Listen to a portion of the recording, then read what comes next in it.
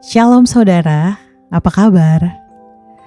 Apapun kondisi saudara hari ini, biar kita selalu ingat dan selalu tahu bahwa Tuhan itu baik. Firman Tuhan, lalu berfirmanlah Tuhan kepada Abraham, "Mengapakah Sarah tertawa dan berkata, sungguhkah aku akan melahirkan anak sedangkan aku telah tua? Adakah sesuatu apapun yang mustahil untuk Tuhan? Pada waktu yang telah ditetapkan itu, tahun depan, aku akan kembali mendapatkan engkau. Pada waktu itulah Sarah mempunyai seorang anak laki-laki." Kejadian 18 ayat 13 dan 14. Is there anything too hard for the Lord?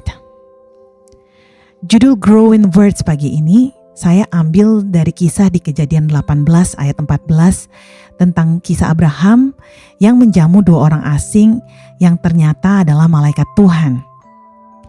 Yang saat mereka katakan bahwa Sarah akan hamil, Sarah tertawa dalam hatinya. Karena menurut Sarah, hal itu tidak mungkin terjadi. Apa yang membuat Sarah berpikir seperti itu?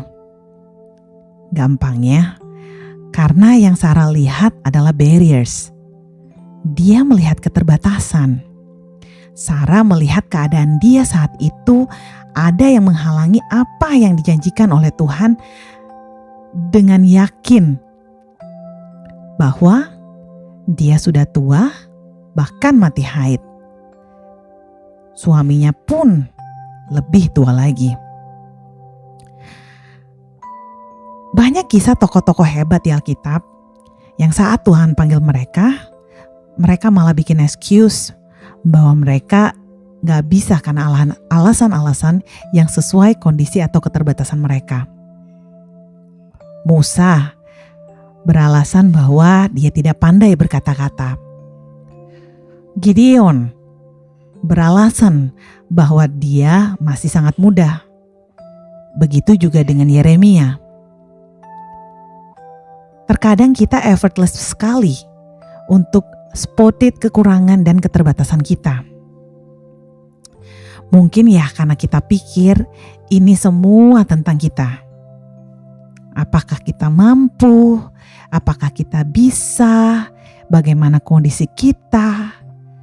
Padahal ini sebenarnya adalah rencana Tuhan. Ini kehendaknya. It has nothing to do with our condition. God knows you. He knows your desires and doubts. He sees your weakness and potential. He calls you right where you are, as you are, and promises to guide and shape you. Tuhan yang paling tahu keadaan kita. Dia tahu keinginan dan keraguan kita bahkan. Dia melihat kelemahan dan mengetahui potensi kita. Tuhan memanggil kita apa adanya dan bahkan berjanji untuk menuntun dan membentuk kita menjadi seperti yang Dia mau. Pertanyaannya, apakah kita mau available untuk panggilan Tuhan tersebut terlepas dari kondisi dan keterbatasan kita? Saya berdoa biar hari ini kita semua available untuk panggilan Tuhan dalam hidup kita, baik di pekerjaan, pelayanan, keluarga, sosial, apapun itu. Dan biar Tuhan bentuk kita seperti yang Dia mau. Have a blessed day saudara-saudara, Tuhan memberkati.